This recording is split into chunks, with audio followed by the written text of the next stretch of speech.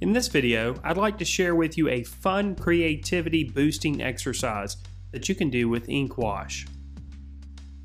Of course, you'll need a bit of ink. I'll be using Liquitex ink, and I always like to look for carbon black on the label. Carbon black inks seem to be a bit richer and darker in tone. We're just going to need a couple of drops of the ink, so I'll place a couple drops on the palette.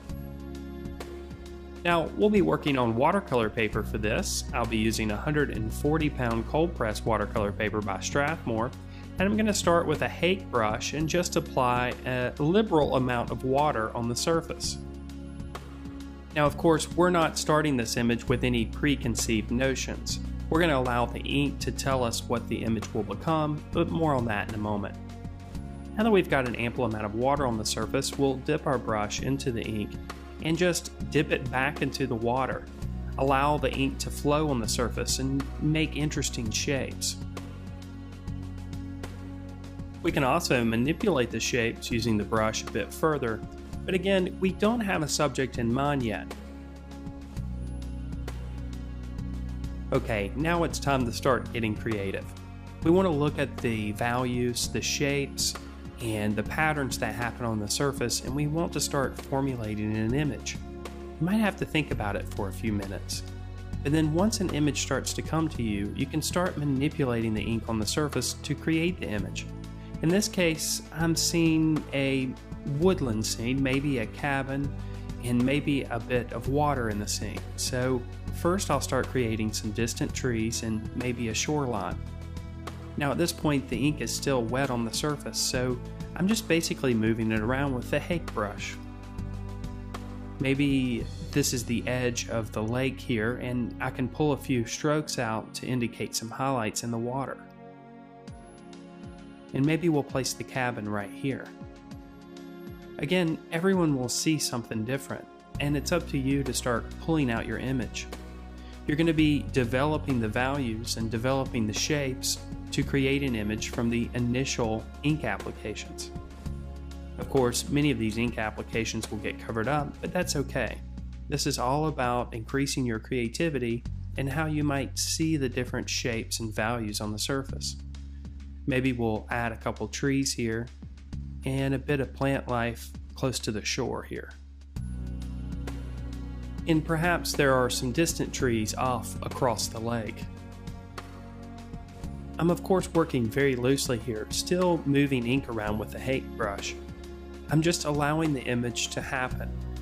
Here I'm just creating a few additional trees, and maybe a little bit more variety here in front of the cabin. Remember, you're not working from any reference here. You're allowing the image to happen based on what the values and shapes tell you. So each layer of shapes and values that you apply are going to give you more ideas of what you can add to the scene.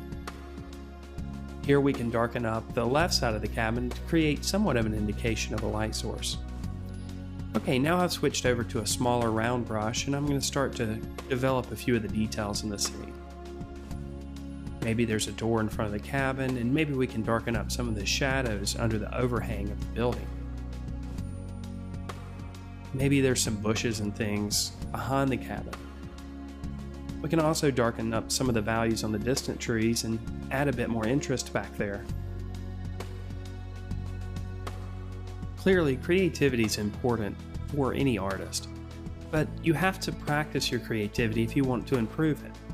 One of the best things about this exercise is it really only takes a few minutes, and you can repeat it over and over again.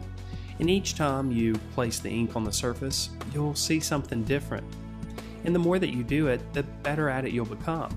And you'll notice that the approach that you take here can carry over into your more representational paintings and drawings.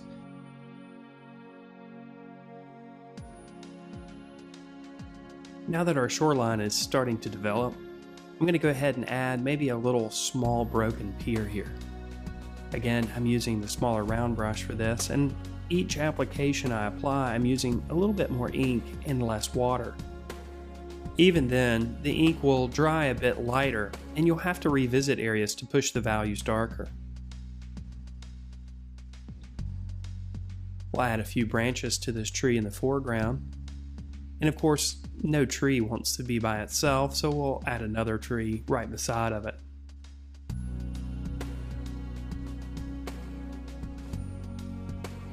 Maybe we'll add a couple of windows to the cabin here. Clearly, an added benefit to this exercise is that it forces you to be a bit looser with your marks. There's something to be said about loose brush strokes on the surface. And if you have trouble developing that looseness, this exercise will help you develop that. It'll help you see that it's okay to have marks that are a little bit less controlled. In fact, it adds to the image and makes it a bit more interesting.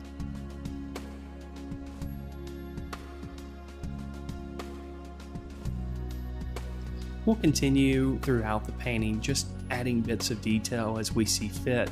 And of course, since we're seeing this all from our imagination, we can add as little or as much as we like.